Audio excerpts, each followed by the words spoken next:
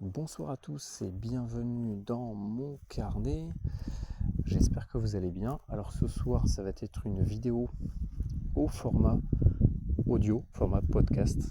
Tout simplement parce que c'est la nuit. Vous commencez à me connaître, hein. J'ai tendance à m'enregistrer la nuit.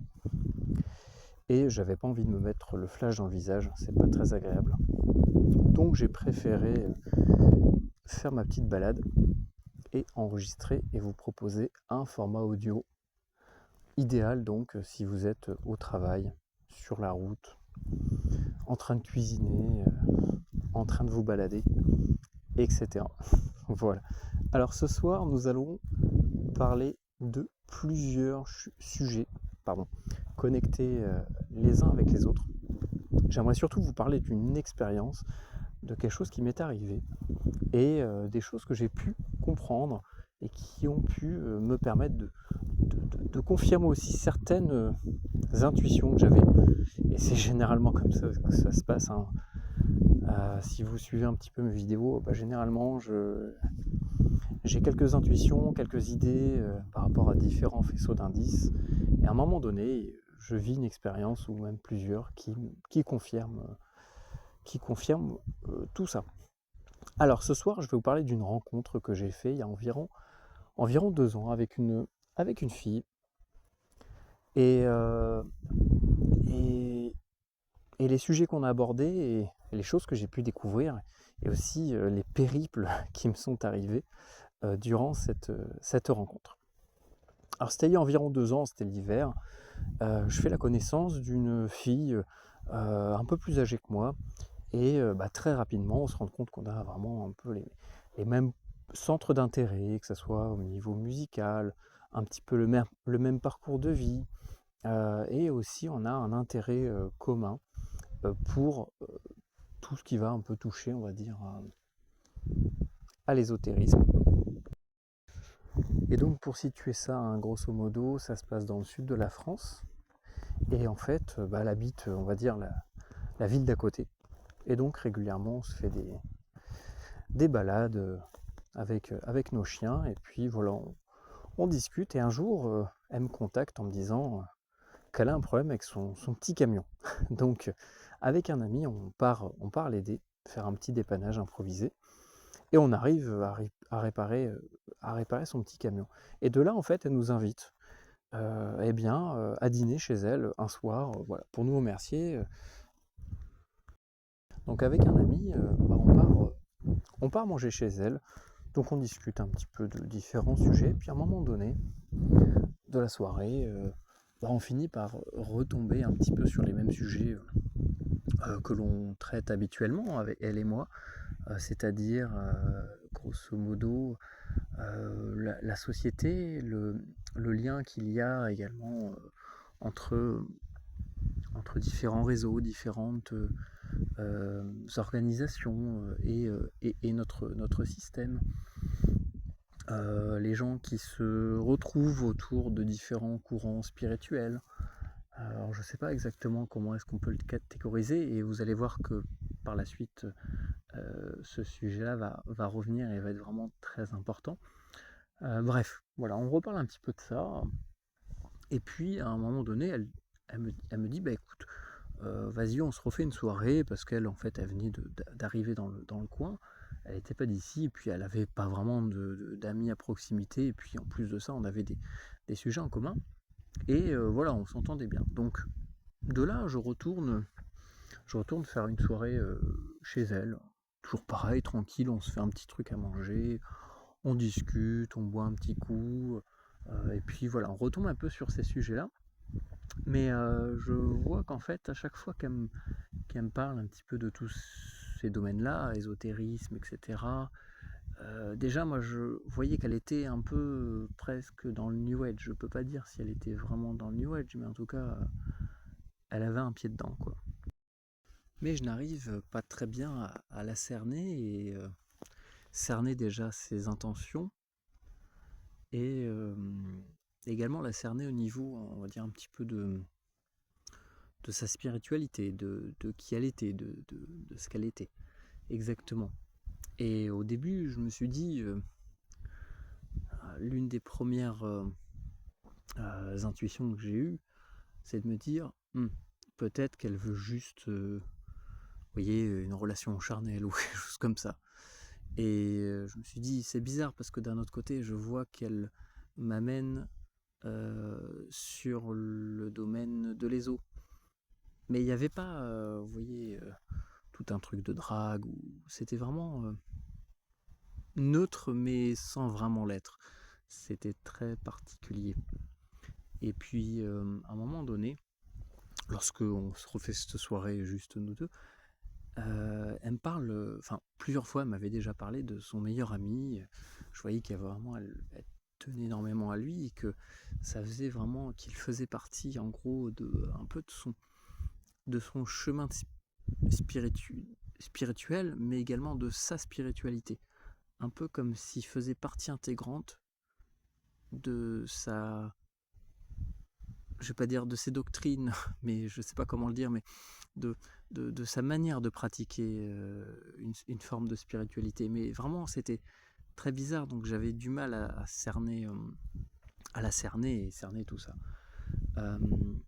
Et à un moment donné, enfin voilà, elle me parle de son meilleur ami, et à chaque fois, je vois que, enfin, je remarque que systématiquement, lorsqu'elle en parle, elle touche son collier, puis elle le caresse avec tendresse, et je me dis, tiens, inconsciemment, elle fait ça parce que ça doit être un collier qu'il a dû lui offrir, et donc elle pense à lui, et donc elle y touche inconsciemment. Vous savez, le cerveau, il y a plein de trucs comme ça, et si on est attentif, on peut rapidement détecter des choses, des connexions entre eux, des comportements ou des pensées et des gestes et des choses inconscientes. Et voilà, je commence à faire la connexion avec ça, et je me dis, tiens, c'est particulier, quoi. Et à un moment donné, elle me dit, bon, allez, faut que je vais arrêter de tourner autour du pot, parce que même moi, je crois que je lui avais dit aussi, je dis à un moment donné, parce que je voyais qu'elle voulait m'amener sur un certain terrain, mais je comprenais pas vraiment quoi, en fait. C'était un peu au final, c'était un peu les intuitions que j'avais au début, mais je n'arrivais pas à percevoir à quel niveau, pourquoi, comment, etc. Et à un moment donné, voilà, on se fait comprendre chacun à notre tour que bon, allez, faut arrêter de tourner autour du pot. Si elle veut me voir, c'est qu'il y a quelque chose, et qu'à un moment donné, voilà, il faut dire les choses. Et moi, de toute façon, j'ai besoin que les gens me parlent franchement, parce que sinon, on peut pas laisser les gens comme ça dans le non-dit, dans le flou, c'est pas possible. Et à un moment donné, elle me dit franchement, bon, écoute, moi je suis dans un groupe ésotérique qui pratique comme ça certains rites. On est à peu près 8-10, une sorte de petit groupe qui n'est pas officiel. Et puis elle commence un peu à me parler de ça. Elle me dit, écoute, tu sais, il y a des groupes un peu partout comme ça qui sont un peu autonomes, qui n'ont pas vraiment de nom. Enfin, c'est très flou, c'est très instable comme truc. Et bon, je me doute forcément qu'il y a depuis la nuit des temps, il y a des gens qui se retrouvent autour de pensées communes, d'idées communes, de sensibilité, voilà, par rapport à la spiritualité et autres. Et donc, forcément, on se met en lien et puis on essaie de construire un petit truc, de bricoler quelque chose pour arriver à de l'opératif, on va dire. Et donc, elle commence à me parler de ça, puis on en arrive aussi au sujet. J'essaie de vous faire un petit peu. Si je vous dis tout de suite, ça peut être marrant. Elle me parle aussi des bâtiments. Elle me dit, tu sais, il y a des bâtiments où il y a certaines énergies, et puis il y a des gens qui sont vraiment leur rôle, leur mission, dans leurs ordres, on va dire, dans leurs ordres à eux, dans leur clan, je sais pas comment on peut appeler ça, leur groupe, ça va être de détourner ces énergies. Un peu comme si quelqu'un se branchait sur une ligne EDF pour détourner de l'électricité et alimenter autre chose à la place. Vous voyez, un peu comme une sorte de piratage d'énergie. Mais là, c'est par rapport à de l'énergie qu'on canalise, par rapport à des égrégores, à tout ça, à des prières, des cultes, à des rites, à des choses qui font que ça crée une énergie, on va dire éthérique, qui peut nous permettre d'alimenter, de faire des choses ensemble. Et comme une prière, bah en fait, le fait que des dizaines et des dizaines de personnes prient ensemble la même chose avec la même forme pensée, ça a de l'importance, ça a de la puissance, réellement. Et donc, elle me parle un petit peu de ça, je suis plutôt d'accord avec elle. Je dis, oui, effectivement, on m'en avait jamais vraiment parlé comme ça, mais ça me semble plutôt logique. S'il y a de l'énergie et que des gens la génèrent, d'une certaine manière, c'est que bah, il y a aussi peut-être des gens qui la détournent, et c'est tout aussi ce qui se joue aujourd'hui avec la satanisation des religions, avec le catholicisme qui s'est satanisé et qui aujourd'hui ont transformé des lieux de culte de lumière vraiment divine euh, en quelque chose de beaucoup plus sombre, mais sous une fausse apparence. Voilà, pour le dire simplement, une synagogue de Satan. Quelque chose qui ressemble à une église, mais qui n'est plus une église, enfin qui n'est plus l'église du même Dieu, d'un Dieu mauvais, ou qu'on détourne pour alimenter quelque chose de mauvais. Et donc, j'ai dit, bah, écoute, oui, effectivement, je suis d'accord avec toi par rapport à ça. Euh, et, euh, et puis à un moment donné, elle me dit, bah écoute, on s'entend bien. Enfin voilà, il y avait quand même quelque chose, on va dire, je ne vais pas dire une alchimie, mais il y avait quelque chose qui faisait qu'on se comprenait, quoi. On était un peu sur la même longueur d'onde, et puis voilà, elle n'était pas moche, je pense que je lui plaisais aussi un peu. Et elle me dit, écoute, moi je fais partie d'un groupe voilà, qui pratique des rituels. Et dans ces rituels-là, en fait, on charge un égrégore qui nous permet ensuite de faire différentes choses, se soigner. euh, Bref, voilà, chacun un peu utilise un petit peu ça comme il veut, un peu comme si on pourrait imaginer une grosse batterie mise en un gros générateur d'énergie qu'on va mettre dans un quartier pour que bah, les différents habitants puissent se servir de ce générateur, de cette électricité pour bah, soit allumer le frigo ou la lumière, etc., etc. Et là, c'était fait de manière ésotérique. On va dire énergétique, même si j'aime pas ce terme, parce qu'aujourd'hui, tous ceux qui parlent de ces trucs ne comprennent que dalle et racontent des conneries. Mais voilà, elle commence à me parler de ça, mais je voyais qu'elle avait toujours cette petite réticence à vraiment dire les choses clairement, et c'est là que je me suis dit, tiens, c'est quand même bizarre. Parce que si c'est normal, bah, on peut en parler, il n'y a pas besoin de le cacher. Vous voyez, ça c'est quelque chose aussi qu'il faut vraiment retenir, c'est que si c'est caché, c'est que c'est suspect, d'une certaine manière. Et à un moment donné, elle me dit, bah écoute, dans notre groupe, en fait, ce qu'on fait, nous, c'est de la magie S. Donc, dès que je dis la magie S, hein, c'est un code, hein, vous l'avez bien compris, pour la plateforme, pour éviter d'être bloqué, etc. Je vais vous pour ceux qui l'ont pas compris, c'est la magie S suivi du E, ensuite du X, ensuite du U, ensuite du E, ensuite du L. Voilà, la magie S, on va dire ça pour résumer.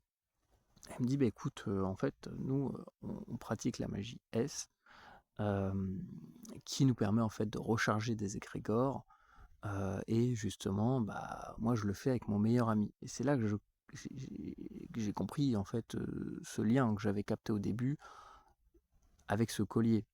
C'était l'indicateur qui me faisait comprendre qu'il y avait quelque chose avec lui.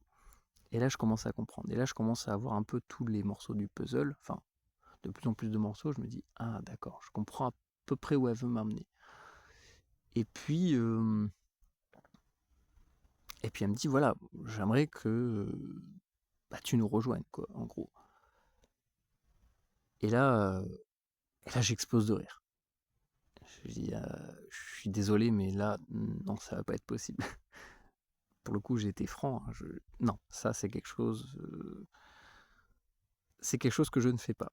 Parce que pour moi, la magie S, c'est l'une des plus puissantes, hein, ça c'est clair, suivie de tout ce qui va toucher au sang. Ça, c'est vraiment le truc le plus le ultime, on va dire. C'est là où vous allez pouvoir le plus avoir du résultat, on va dire, quelque chose qui fonctionne le mieux. C'est pas pour rien que voilà, il y a différents réseaux qui utilisent ça à mauvais escient, hein, si vous voyez ce que je veux dire. Adrenochrome. Et là, je lui dis, Cash, non, je suis désolé. Là, je veux bien discuter avec toi, je veux bien pratiquer tout un tas de trucs, mais ça, non. C'est niet, il n'y aura pas de retour en arrière, c'est non et ça sera toujours non.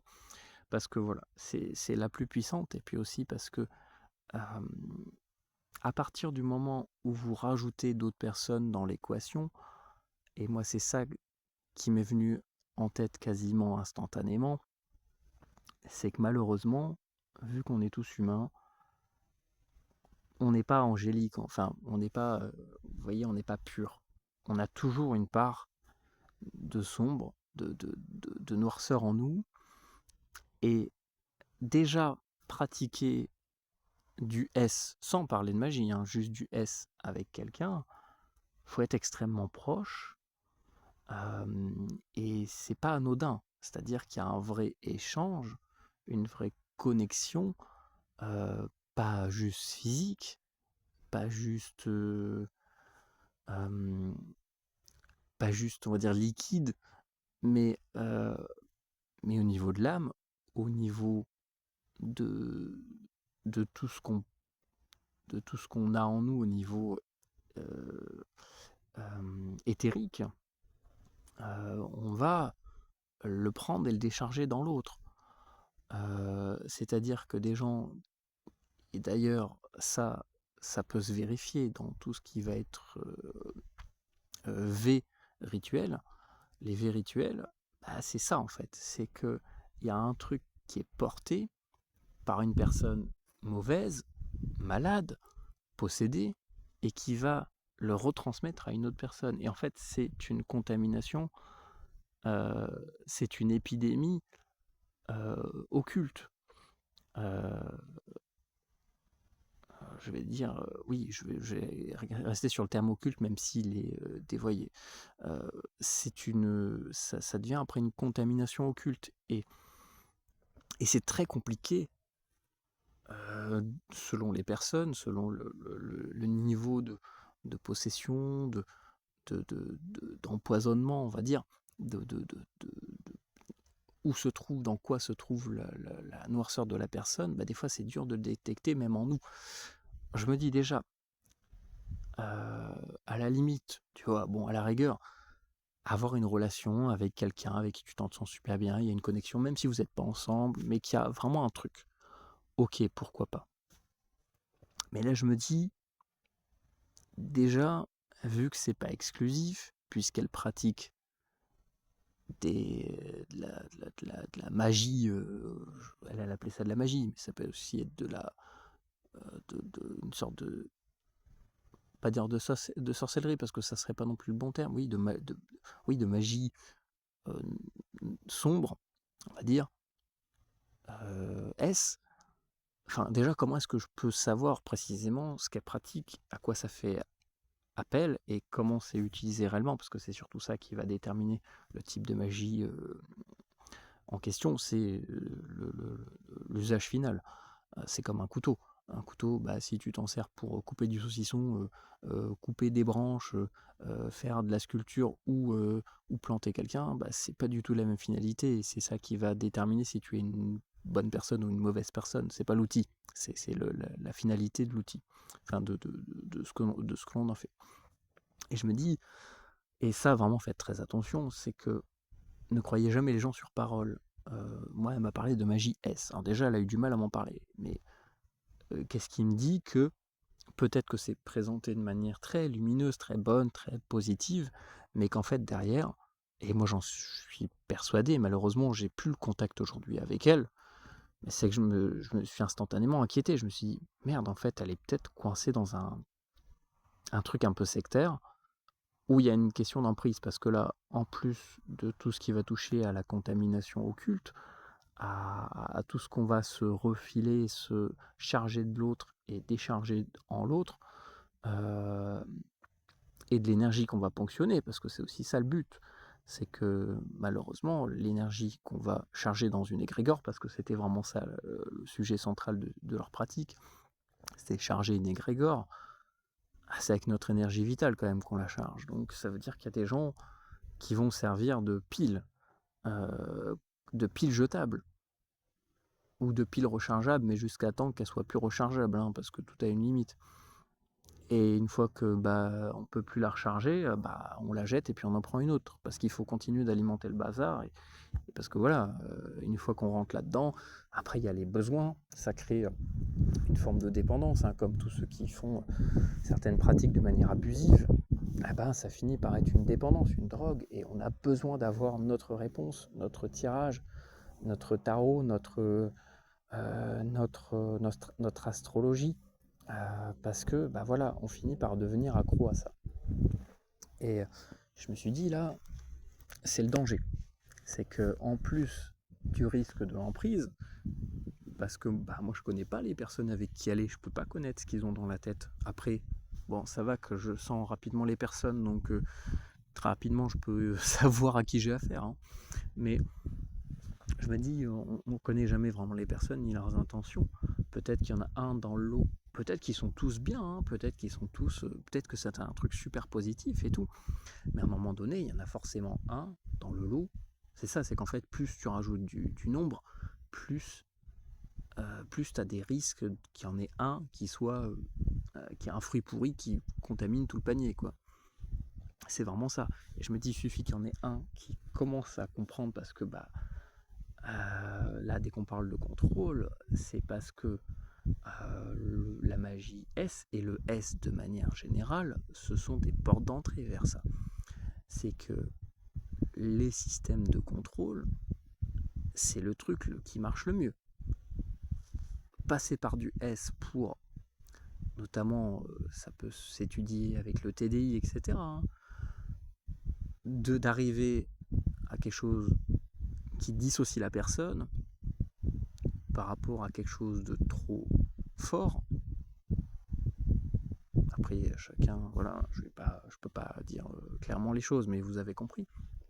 Et c'est là qu'il y a un basculement et qu'on peut arriver à vraiment avoir une emprise totale sur une personne. Ou alors l'emprise plus soft, on va dire, c'est juste de mentir aux gens, de les maintenir dans une croyance mais vous voyez, vous alimentez le bien, parce que c'était ça, hein, dans son discours, c'est qu'elle me disait que, en gros, eux, ils faisaient partie du camp du bien, qu'il y avait aussi le camp du mal. Là-dessus, on était d'accord, hein, il y a quand même des camps qui s'affrontent en permanence. Euh, et ça, dans le domaine de l'invisible, il y a des forces qui s'affrontent en permanence. Ça, c'est clair et net. Et qu'en gros, eux, ils se servaient de ça pour combattre aussi le mal. Mais c'était pas clair dans leur manière de faire et dans leur but final. Et voilà. Je me suis dit là, ça craint. Ça craint, ça craint, ça craint. Et c'est pas que j'avais pas confiance en elle, mais c'est que j'avais quand même. Moi, je suis quelqu'un qui préfère prendre des précautions. Je suis pas parano, mais je fais attention. Et je me suis dit, oula, en plus, je vais devoir passer la nuit chez elle. De toute façon, je ne comptais pas dormir avec elle. Et elle m'a dit, de toute façon, je vais faire en sorte, voilà, que de toute façon, je puisse dormir en bas. Sauf qu'en fait, c'était un très vieux bâtiment. Et je me suis rendu compte qu'il n'y avait pas de réseau. Je me suis dit, ah ouais, ok, donc là, si j'ai un problème, je peux être bloqué dans cette baraque, quoi. Et puis au niveau de la baraque, je sentais qu'il y avait quelque chose, que c'était chargé. Je vais pas dire que c'était chargé de manière sombre, hein, mais je sentais que c'était quand même très lourd. Il y avait quelque chose dans cette maison qui me mettait un peu en alerte. Il y avait quand même, on va dire, le sixième sens qui me disait ouais, attention quand même, c'est pas très clean. Plus tout ce qu'elle m'a dit. Et donc de là, je me souviens, je vais préparer différentes choses me permettant de pallier un peu à toute éventualité et de pouvoir partir rapidement. Et je me suis dit, ok, moi, si jamais il y a un problème, quoi que ce soit, parce que c'est ça, c'est qu'au final, je la connaissais pas depuis très longtemps. Je me dis, n'importe qui, quelqu'un peut débouler en fait dans la maison. Elle, d'un seul coup, elle peut péter un plomb. Enfin, je connais pas les gens plus que ça, donc quand même attention. Euh, et, euh, et donc, voilà, la fin de soirée se passe, et puis à un moment donné, je dis, bon, allez, on va dormir. Et puis je vais au sous-sol, hein. Elle m'avait installé un lit, tout ça, enfin nickel. Moi j'avais amené mon duvet, enfin j'avais tout ce qu'il fallait. Et, euh, et donc maison très calme, hein, ça va, il n'y a pas de bruit, les voisins ne crient pas, enfin franchement là-dessus ça allait. Mais j'avais quand même cette appréhension. Alors après, est-ce que c'est ça qui a déclenché ce qui va suivre ou pas? Je ne peux pas en être certain. Euh, Juste pour information, hein, au moins c'est dit avant, euh, je suis pas du genre à faire des cauchemars, j'en fais très rarement, on va dire que j'en fais moins de peut-être 10 fois dans l'année. Et les seules fois où j'en fais, je sais que c'est connecté à quelque chose. Vous voyez, comme là, c'était quand? C'était la nuit dernière, j'en ai fait un où j'ai vu mon grand-père, parce que j'étais chez mes grands-parents, j'ai passé une nuit chez eux, et j'ai vu mon grand-père, les yeux exorbités, comme possédé en fait, parce qu'il a un problème, on va dire, au cerveau, un Alzheimer. Et, euh, et dans mon rêve, je l'ai vu vraiment les yeux grands ouverts, comme s'il était possédé, et, euh, et très limite menaçant, quoi. Et je me souviens que je me suis réveillé la nuit dernière. Je vous fais un petit lapsus, un petit aparté. Et puis l'astuce, c'est, alors déjà, faut pas être impressionné, hein. Ça peut être impressionnant, mais il faut pas être impressionné. Faut reprendre la main systématiquement. N'oubliez pas que dès qu'il se passe ce genre de choses, généralement, bon, c'est votre cerveau qui essaie de faire sortir quelque chose pour décompresser, on va dire, quelque chose, un truc que vous avez vu ou pensé, etc. Ou alors ça peut être aussi des attaques psychiques, hein. Ça arrive. C'est fait pour justement vous faire peur et vous peut-être vous faire changer d'avis sur un truc ou vous impressionner. Voilà. En tout cas, c'est le malin essaie de reprendre la main pour que vous lui donniez les commandes. Et pour lui donner les commandes, c'est en se soumettant à notre propre peur et en pensant réellement qu'il est plus fort que nous et qu'il va réussir à nous avoir. Voilà. Qu'il a une puissance supérieure à nous. Alors qu'en réalité, c'est nous qui lui donnons l'autorisation pour faire des choses. Mais c'est fait de manière très, très détournée, donc on ne s'en rend même pas compte généralement. Et voilà, en fait, il a besoin de notre consentement pour aller plus loin. Mais sinon, il peut juste nous impressionner légèrement, comme ça, en nous faisant une petite frayeur. Et c'est ce qui s'est passé, en fait. Le soir où j'ai dormi chez cette nana, pendant une bonne partie de la nuit, et en plus, ça colle, en fait, aux heures où justement on parle un petit peu des heures où il y a des phénomènes qui sont plus forts que d'autres. C'était à peu près entre 2 et 4 heures, 2 et 4 heures à peu près, ou plutôt 1 et 4 heures, on va dire, parce que je sais plus vraiment, je vous avoue que c'était un peu, j'avais pas l'heure sous les yeux tout le temps. Mais en fait, une bonne partie de la nuit, qu'est-ce que j'ai eu? J'ai eu des visages, en fait, des visages d'espèces de monstres, de sortes de démons mi-humains, comme des humains déformés, qui venaient, qui me hurlaient dessus. Et ce qu'il faut faire, déjà, faut pas être impressionné. Faut pas lui donner la manette pour qu'il puisse prendre les commandes. Et ce qui marche bien, ce que j'ai fait la nuit dernière, et ce que j'ai fait aussi pendant ce soir-là, chez cette fille, et même les autres fois où ça peut m'arriver, et vraiment pensez-y à chaque fois, priez. Notre Père qui est aux cieux, que ton nom soit sanctifié, vous faites quelque chose comme ça. Et moi, hier soir, je l'ai fait. Au bout de 3 fois, ça s'est arrêté. Et je me suis endormi. Et nickel. En fait, c'est rien de plus qu'un petit caniche, qu'un petit chihuahua qui essaie de vous impressionner. Mais en fait, il fait rien. Vous lui mettez un shoot et il n'y a plus de caniche. Là, c'est pareil. Le shoot, c'est la prière.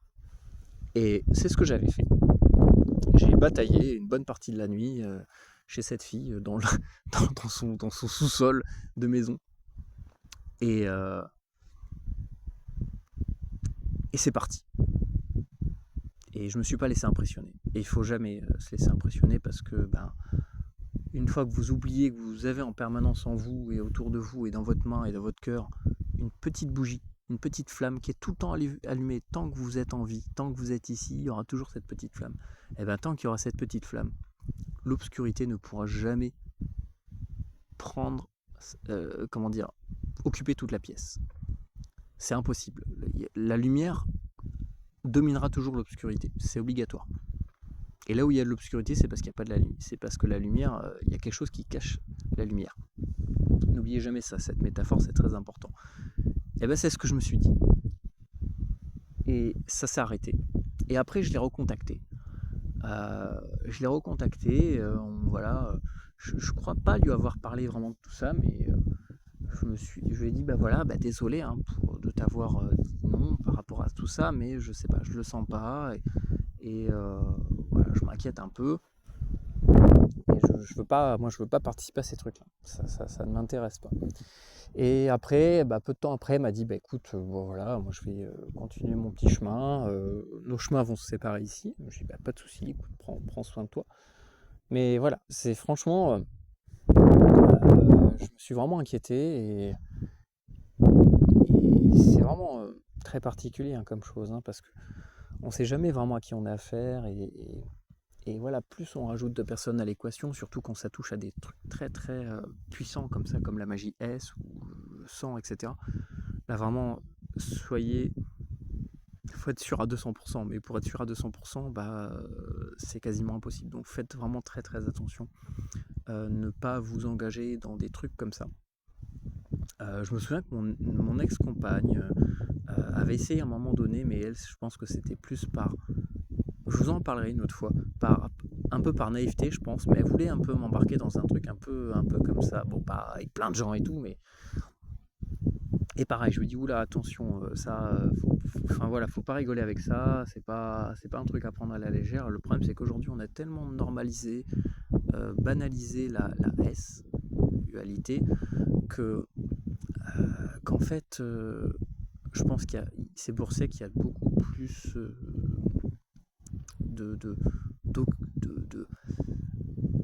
de satanisation de la société. Elle est beaucoup plus simple parce que les gens déjà sont coupés de la spiritualité, n'ont plus aucun lien avec le divin, quel qu'il soit. Il faut se rattacher à une tradition qui vous parle vraiment et qui est vraiment en lien avec le divin.